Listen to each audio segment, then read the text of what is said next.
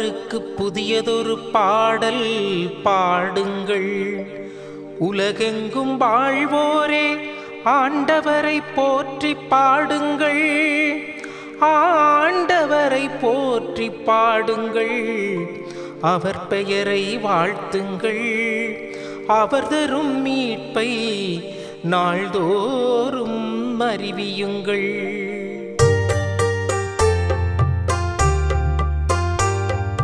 ஆண்டவர் தம் வியத்தகு செயல்களை அறிவியுங்கள்.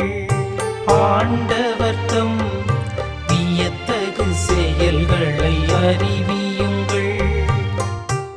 அங்கிங்கனாதபடி எங்கும் பிரகாசமாய் ஆனந்த பூர்த்தியாகி அருளோடு நிறைந்த பரம்பொருள் நம் இறைவன்.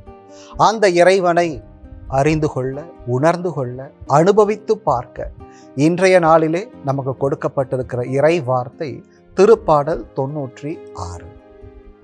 இங்கே திருப்பாடலின் ஆசிரியர் கடவுளை அனைத்துலகின் அரசர் என்று பாவிக்கிறார். இறைவன் மக்களினங்களுக்கு அனைத்தும், இறைவனால் படைக்கப்பட்ட உலகங்கள் அனைத்திற்கும் அவரை அரசராக ஆட்சி செய்து கொண்டிருப்பதாக உருவகப்படுத்தி ஒரு அருமையான திருப்பாடலை பாடியிருக்கிறார். பாருங்கள், அதனுடைய முதல் வரி இவ்வாறாக வருகிறது: ஆண்டவருக்கு புதியதொரு பாடல் பாடுங்கள். யாரை நோக்கி சொல்லுகிறார் என்றால், தாவீது அரசர் தனக்கு கொடுக்கப்பட்டிருக்கிற இஸ்ராயேல் மக்களை நோக்கி, ஒரு தந்தை தனது மகனை நோக்கி சொல்லுகிற விதத்திலே ஒரு சிறந்த வழிகாட்டியாக இருந்து ஆண்டவருக்கு புதியதொரு பாடல் பாடுங்கள் என்று கற்பிக்கிறார். காரணம், அனுதினமும் ஆண்டவரை இஸ்ராயேல் மக்கள் நினைத்து கொண்டிருப்பதே மிகப்பெரிய ஆசீர்வாதம் என்பதை இவர் கருதுகிறார், அரசர் கருதுகிறார். ஆகவே அந்த அரசரும் தந்தையுமாக இருக்கிற அந்த தாவீது தனது இஸ்ராயேல் மக்களுக்கு, தன்னிடம் ஒப்படைக்கப்பட்ட ஜனத்துக்கு ஒரு சிறந்த வழிகாட்டியாக இருந்து ஒரு வார்த்தை சொல்லுகிறார்: அனைவரும் ஆண்டவருக்கு புதியதொரு பாடல் பாடுங்கள். ஆம் அன்பார்ந்தவர்களே, நாமும் நமக்கு கொடுக்கப்பட்டிருக்கிற மக்களுக்கு, குறிப்பாக குடும்பத்தில் இருப்பவர்கள் தனக்கு கொடுக்கப்பட்டிருக்கிற பிள்ளைகளுக்கு ஒரு சிறந்த வழிகாட்டியாக இருக்க வேண்டுமானால் சொல்ல வேண்டிய முதல் காரியம், நீங்கள் ஆண்டவரை புகழ்ந்து பாடுங்கள். ஒவ்வொரு நாளும் ஆண்டவரை நினைவு கூர்ந்து அவரை புகழ்ந்தேத்துங்கள் என்று சொல்வது மிக சிறந்த காரியமாக இருக்கும், மிக சிறந்த வழிகாட்டியாகவும் அது இருக்கும். சிந்தித்து பார்ப்போம். அடுத்து பாருங்கள், உலகெங்கும் வாழ்வோரே ஆண்டவரை போற்றி பாடுங்கள்.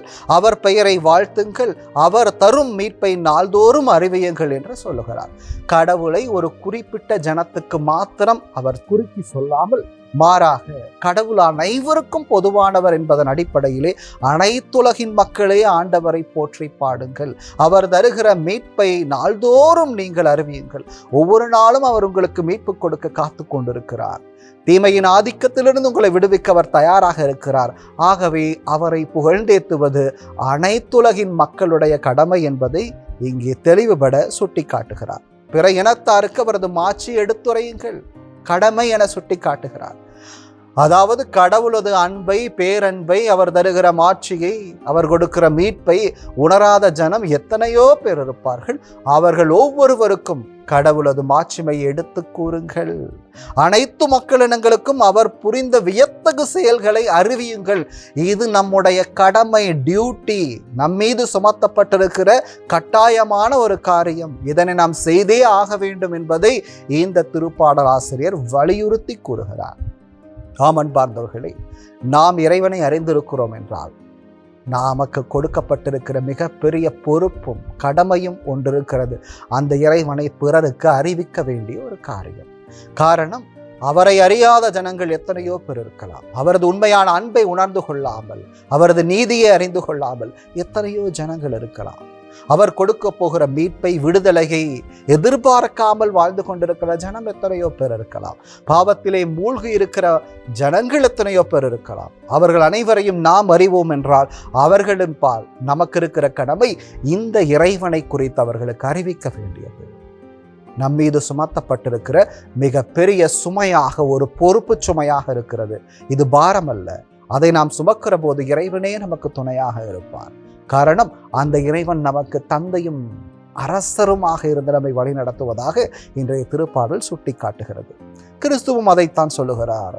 மார்க் நற்செய்தி 16ஆம் அதிகாரம் 15வது வசனத்திலே உலகெங்கும் சென்று படைப்பிற்கெல்லாம் நற்செய்தி அறிவியுங்கள் என்று சொன்னார். கிறிஸ்து உயிர் தெழுந்த பிறகாக தனது சீடர்களுக்கு அவர் கொடுத்த மிகப்பெரிய கட்டளை அது. இதையும் உணர்ந்து பார்ப்போம். இறைவன் அனைத்துலகுக்கும் அரசர் என்றால் அனைத்துலக மக்களுக்கும் இறைவனை கொண்டு போய் சேர்ப்பது நம்முடைய கடமை. வேற்றினத்தாருக்கு கூறுங்கள், ஆண்டவர் ஆட்சி செய்கிறார், வேறு எந்த மனிதரும் ஆட்சி செய்யவில்லை. பூவுலகு உறுதியாய் நிலைத்திருக்கிறது, அது அசைவுறாது. காரணம், இறைவன் ஆட்சி செய்து கொண்டிருக்கிறார். என்னை, எனது தேசத்தை யார் ஆட்சி செய்கிறார்கள், என்ன நடக்குமோ ஏது நடக்குமோ என அங்கலாய்ப்பெல்லாம் அவசியமில்லை. இறைவன் தான் ஆட்சி செய்து கொண்டிருக்கிறார். அவரது ஆட்சி நிலையாயிருக்கும், உறுதியாயிருக்கும், அசைக்க முடியாது. அவர் நீதியை நிலைநாட்டுகிற அரசராக இருப்பார். ஆகவே அப்படிப்பட்ட உன்னதமான அரசர் நமக்கு கொடுக்கப்பட்டிருக்கிற போது நாம் எதை குறித்தும் அஞ்ச வேண்டாம். இந்த உலகை, உலகில் இருக்கிற அனைத்து படைப்புகளையும், குறிப்பாக என்னையும் இறைவன் ஆட்சி செய்து கொண்டிருக்கிறார் என்ற உணர்வு இருக்கிற மக்கள் ஆண்டவருக்கு பிரியமான பிள்ளைகளாக இந்த உலகத்தில் வாழ்வார்கள். அந்த ஒரு ஆசீர்வாதத்துக்காக இறைவனை நோக்கி நேரத்தில் உருக்கமாக ஜெபிப்போம். உங்களை என்னாலும் காத்து பராமரிக்கிற அன்பு இறைவா, இவ்வுலகம் அனைத்துக்கும் நீரே அரசராக இருந்து பாவிக்கிறேன். எங்களையும் எங்கள் குடும்பத்தையும் நீரே ஆட்சி செய்யும் தகப்பனே.